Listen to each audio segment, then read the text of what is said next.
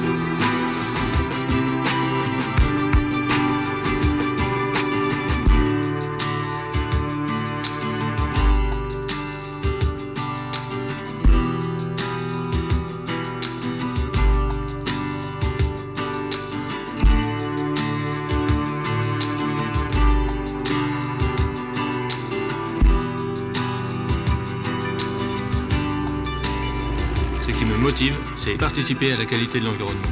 Je travaille en équipe, j'ai des responsabilités. C'est vrai, quand on y pense, l'eau, le gaz, c'est du sérieux. Aujourd'hui, pratiquement toute la population est alimentée en eau potable. Ça en fait des tuyaux.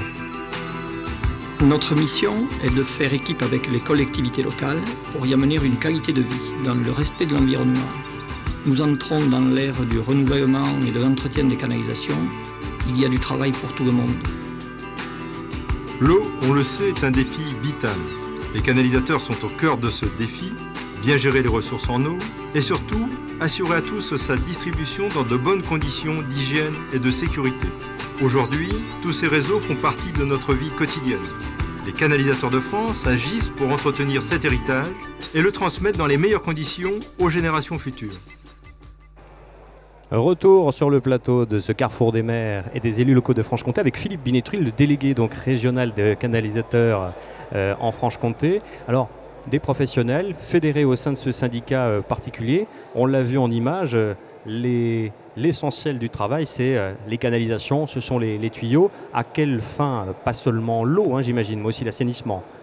Voilà, en fait, les réseaux, c'est un ensemble de canalisations souvent enterrées qui distribuent des fluides, soit en distribution comme de l'eau potable, mais ça peut être du gaz, ça peut être aussi de l'électricité en réseau sec, ou de la collecte, c'est-à-dire de l'assainissement ou des eaux pluviales.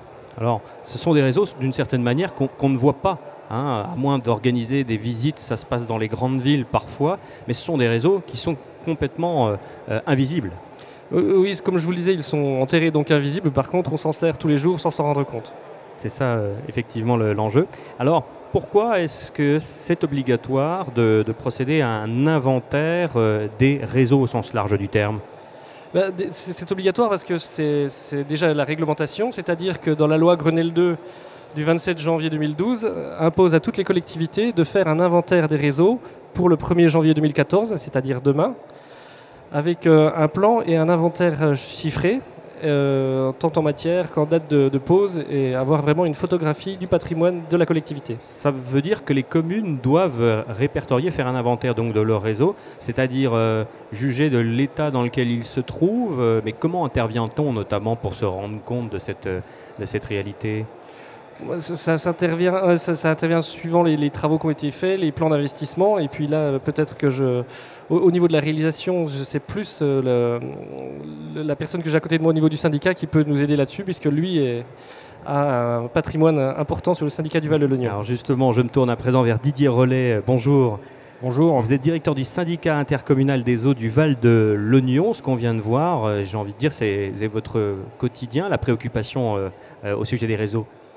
Voilà, donc le syndicat des eaux, comme vous venez de le dire, donc, est une collectivité qui regroupe 49 communes, donc qui assure la distribution d'eau potable à tous ses habitants. Donc par là, nous avons un patrimoine de 600 km de canalisation. Hein. Donc forcément, la question du financement de ce renouvellement, déjà de la connaissance du patrimoine, donc s'était posée assez rapidement au syndicat. On a, il y a quelques années, et aujourd'hui, donc c'est une réalité, réfléchi à la façon de recenser donc, les réseaux, c'est-à-dire d'en connaître la nature, l'âge, parce que derrière, il y a des enjeux donc, sanitaires, environnementaux par rapport aux pertes de fuite, mais aussi financiers en termes de savoir quelle somme d'argent doit-on mobiliser annuellement pour renouveler ces canalisations, ce patrimoine qui vieillit, hein, parce qu'aujourd'hui, la durée de vie d'une canalisation est de l'ordre de 60 à 80 ans. Donc on a investi dans l'outil informatique. Donc l'outil informatique concrètement c'est quoi? Ça a été d'une part donc, un logiciel sur lequel on a pu dessiner la cartographie du réseau. Et pour réaliser concrètement cette cartographie du réseau, donc, nous avons embauché une personne à temps plein. Hein, donc dans un premier temps c'était un emploi contractuel. Et il nous a fallu 3 ans avec, à l'aide de l'outil GPS. Donc c'est une simple canne qui a permis à cette personne de se déplacer sur l'ensemble de nos ouvrages visibles. Parce que tout réseau souterrain a des affleurements, c'est-à-dire a des parties visibles. Hein, donc ça, on ne le remarque pas forcément tous quand on se balade dans la rue, mais il y a toujours des affleurements visibles. Et notre mission, la mission de cette personne a consisté à relever donc, et ensuite à reporter sur un plan l'ensemble de ces ouvrages. Ensuite, il y a eu toute une collecte d'informations sur les données papier qui est existantes au syndicat, sur à quelle date était posée cette canalisation, en quel matériel, en quel diamètre. Donc il nous a fallu à peu près 3 ans pour aboutir aujourd'hui à une cartographie, donc des points et des traits sur une carte où en cliquant dessus on peut recenser, dire tiens à cet endroit-là j'ai une canalisation qui passe, donc elle est localisée, on sait quel âge elle a, quand est-ce qu'elle a été posée et ses caractéristiques. Alors voilà pour le périmètre du syndicat intercommunal des eaux du Val de Lognon. Je voudrais qu'on voit le PowerPoint un instant avec quelques chiffres au niveau du syndicat des canalisateurs. Taux de perte 27%, près de 5 millions de mètres cubes perdus qui représente environ 14 millions d'euros. Taux de renouvellement 0,69%, 145 années. J'aurais besoin d'un petit peu de commentaires, Philippe Binetruy, qu'on s'y retrouve un peu mieux, ne serait-ce que sur le premier chiffre, taux de perte de 27%. Quel est-il ? Le taux de perte, en fait, c'est un calcul qui fait le rapport entre l'eau distribuée et l'eau facturée. Donc on voit qu'il y a 27% des eaux introduites dans le réseau qui sont perdues. Donc c'est là qu'on se rend compte que c'est un véritable investissement de long terme pour les générations futures, le renouvellement des réseaux, puisque le but c'est quand même de limiter au maximum ce taux de perte qui est quand même important. 27%, ça représente quand même 5 millions de mètres cubes et 14 millions d'euros de coûts. Ça veut dire que l'eau part à un point, mais elle n'arrive pas au destinataire final. Hein. Ça veut simplement dire ça. Hein. Voilà, exactement. Ce qui est déjà très important. Exactement. Donc ça peut venir de pas mal de problèmes, mais en particulier du vieillissement du réseau, parce que si on reprend les chiffres qui sont en dessous, c'est-à-dire le taux de renouvellement à 0,69%, ça veut dire que pour renouveler la totalité du réseau, il faudrait 145 ans. Et comme l'a dit Didier Rollet à côté de moi, la durée de vie d'un réseau est environ de 60 à 80 ans. Donc il faudrait au moins doubler ce taux de renouvellement. Alors, Laurent Tessier, vous êtes directeur de la délégation régionale de l'Agence de l'eau Rhône-Méditerranée-Corse. Les chiffres que l'on vient de voir sont assez éloquents. Si on ne prend que ce chiffre de 27% de l'eau qui est acheminée et qui n'arrive pas à son destinataire. Comment est-ce qu'on explique ça ? Eh oui, vous l'avez bien dit, hein, s'agissant de la gestion quantitative de la ressource en eau, les économies d'eau sur les réseaux d'eau potable constituent des gisements considérables pour améliorer cette gestion quantitative de la ressource en eau. Alors, vous l'avez vu au travers des témoignages précédents, gérer durablement son patrimoine eau potable et assainissement, pour un élu local, c'est d'abord se poser quelques questions de bon sens. Quel est l'état de mon patrimoine ? Où se trouve-t-il? Quel est son dimensionnement? Quel est son état de fonctionnement?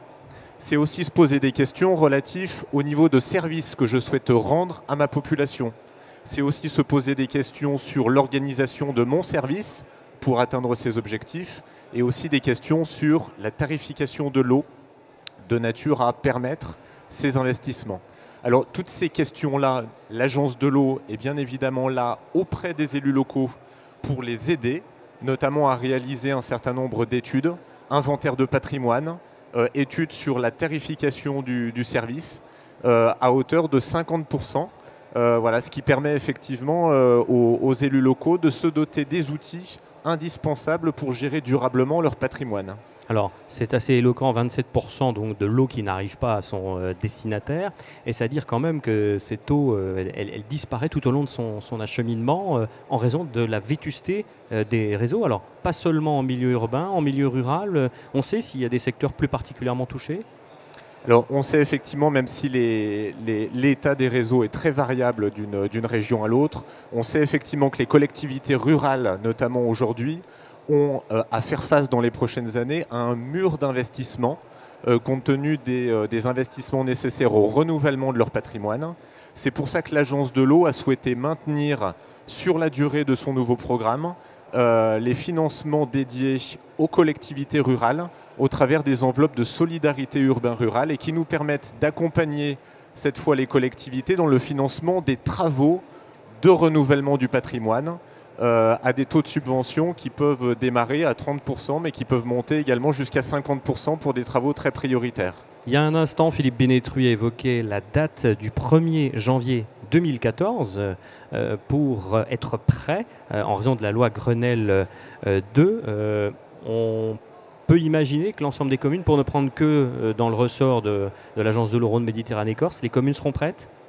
Alors, il s'agit d'ores et déjà d'interpeller les élus locaux de façon à ce qu'ils puissent engager dès la fin de l'année les études nécessaires, récolter l'ensemble des données qui sont nécessaires à l'établissement de l'inventaire de patrimoine, de façon à ce que ces démarches puissent ne serait-ce que démarrer dans les tout prochains mois. Vous qui avez l'expérience, Didier Rollet, d'avoir fait cet inventaire, ça prend du temps? Est-ce que c'est conséquent? Comment ça se passe un inventaire d'un point de vue pratique? Ça prend du temps, donc nous on a fait le choix de le réaliser en interne, donc en faisant une embauche, parce que sur le volume de réseau donc à répertorier, donc il nous paraissait possible de le faire en interne en investissant pour l'avoir sous la main, puisqu'on regroupe quand même 49 communes, donc un outil informatique. Donc nous ça nous a mis quand même au final 3 ans. Donc on a eu quelques déboires. Uniquement pour l'inventaire, hein. Uniquement pour l'inventaire, sachant que l'inventaire, on l'a fait à la fois sur les canalisations, mais aussi sur les branchements qui font partie du patrimoine. Donc aujourd'hui, on a quand même un inventaire qui est poussé. Hein. Et donc voilà, il faut être réaliste. Oui, ça prend du temps. Et si on veut une qualité d'information, il faut prendre le temps de recouper éventuellement par des mesures terrain certaines informations, quoi.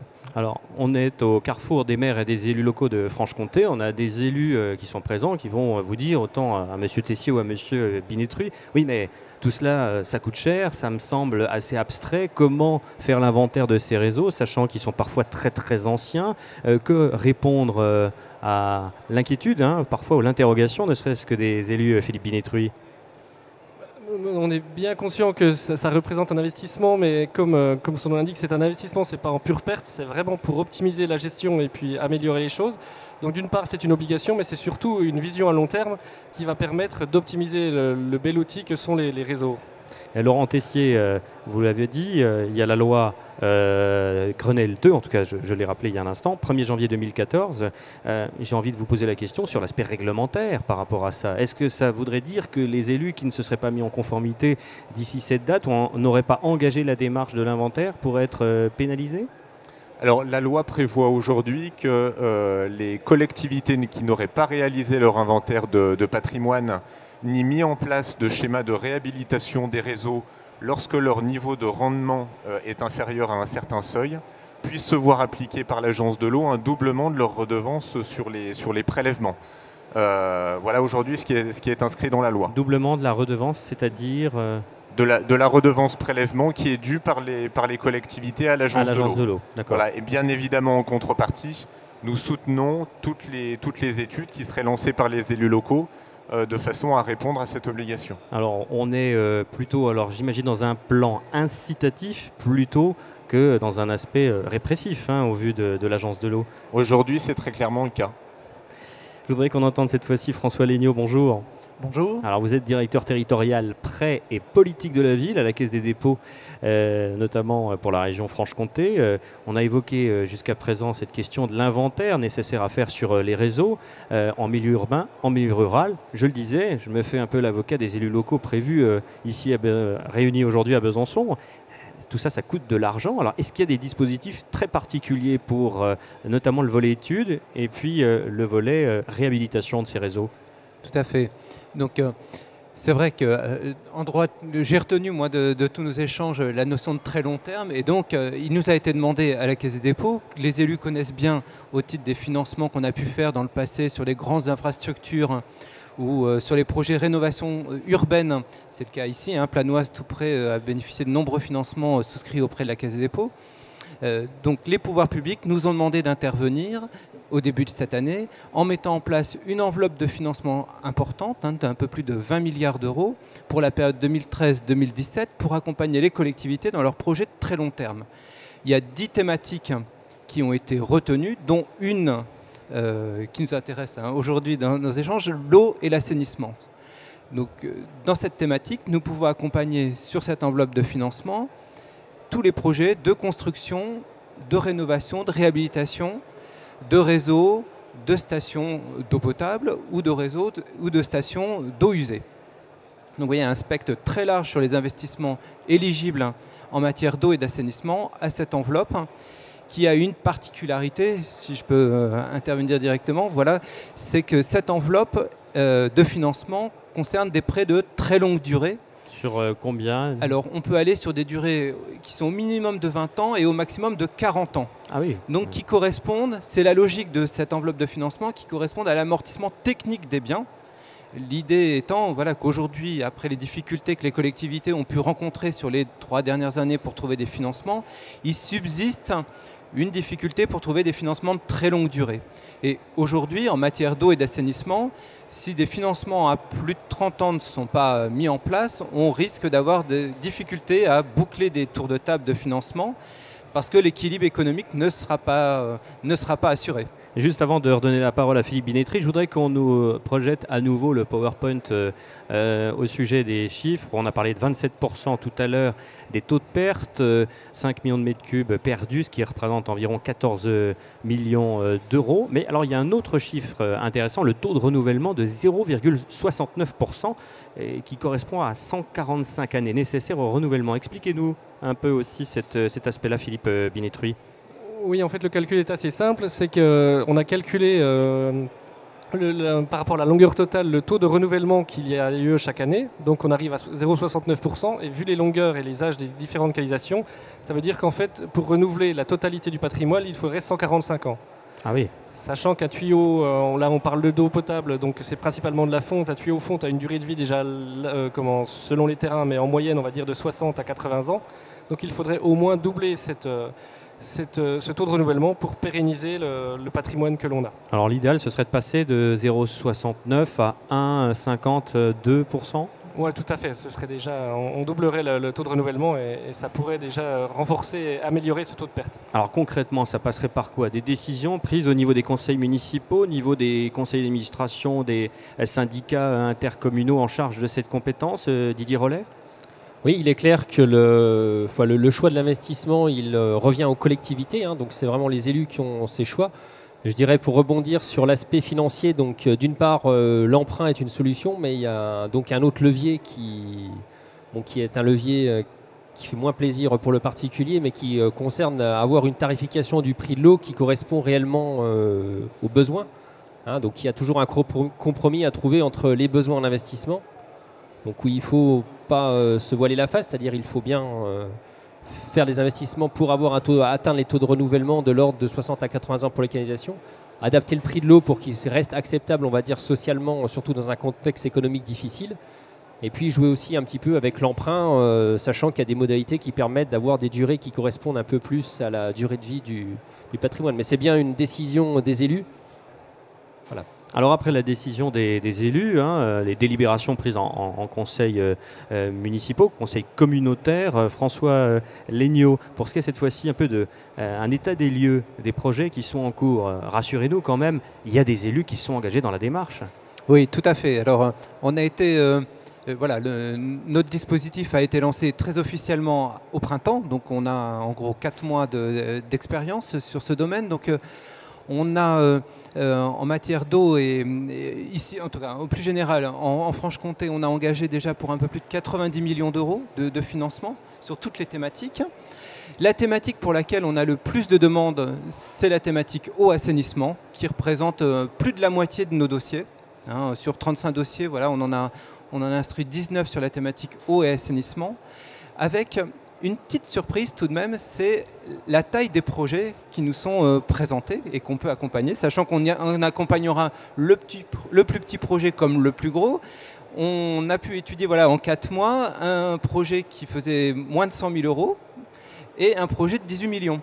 Ce qui montre aussi que dans notre région, c'est le cas aussi en France, mais c'est aussi assez marquant en Franche-Comté, des collectivités encore de petite taille portent des projets en matière d'eau et d'assainissement. Ce n'est pas encore la compétence n'est pas encore transférée en totalité aux intercommunalités de très grande taille et on voit des communes de 200 à 400 habitants qui ont des travaux de mise aux normes importants à réaliser avec un impératif très très net de services rendus auprès des usagers. Est-ce qu'à l'échelle de la Caisse des dépôts, il y a une enveloppe financière pour la région ? Alors, notre enveloppe de 20 milliards n'est pas ventilée par région et n'est pas non plus ventilée par thématique. La seule contrainte, c'est qu'on ne peut pas engager plus de 5 milliards par an, donc ce qui nous laisse une marge assez grande. Et ce dispositif nous avantage plutôt ici en région Franche-Comté, puisqu'on est quand même assez d'accord pour dire qu'on n'est pas la plus grande région française. Et donc, c'est le principe du premier arrivé, premier servi. Et je peux vous assurer qu'on n'est pas les moins présents au niveau national. De nombreuses collectivités ici dans la région se sont mobilisées. Alors on lance à nouveau un appel aux maires et aux élus locaux qui sont présents durant ces 2 jours, ici sur le carrefour à Besançon, au Micropolis. Pensez à faire cet inventaire et puis par la suite à penser à la réalisation, à la réhabilitation de ces réseaux. On est clairement dans cet appel pour lancer aux élus. Je voudrais, Laurent Tessier, qu'on revienne juste un instant, cette fois-ci d'un point de vue pratique. L'instruction du dossier, le dépôt du dossier, le couplage avec les financements. On a effectivement M. Legnaud de la Caisse des dépôts, mais j'imagine qu'il y a aussi d'autres financements par des prêts classiques. Des élus vont dire, écoutez, ça c'est quand même une tâche importante. Alors, comment se présentent les choses? Est-ce qu'il y a un peu un point d'entrée unique pour les élus qui se lanceraient dans cette démarche de l'inventaire tout d'abord? Alors, de façon très pratique, s'agissant des aides possibles de l'Agence de l'eau pour les élus, il existe un portail internet, le site internet de l'Agence de l'eau, auprès duquel ils peuvent télécharger les formulaires de demande d'aide correspondante, que ce soit pour les demandes d'aide pour les études ainsi que pour les travaux. De même qu'un certain nombre de conseils, de documents techniques auxquels ils peuvent avoir accès sur ce site internet. En moyenne, les temps d'instruction, je poserai la question aussi à M. Legnaud juste après, nécessitent peut-être à des moments clés de l'année de bien penser à monter ces dossiers. Est-ce qu'il y a des moments clés dans l'année pour pouvoir avoir son dossier qui va être examiné à un moment T? Non, les décisions sont prises au fil de l'eau tout au long de l'année. L'important, effectivement, étant que nos services soient bien associés en amont, de façon à ce que nous puissions accompagner les collectivités dans ces démarches. François Legnaud, sur les délais d'instruction des différents dossiers qui seraient déposés par les mairies, par les groupes de communes? Alors, nous, on essaie de répondre dans le délai le plus court possible, 15 jours à 3 semaines. En effet, on a un dossier de demande de prêt qu'on fournit et qu'on nous demande de nous retourner complété avec les derniers comptes, évidemment, de la collectivité.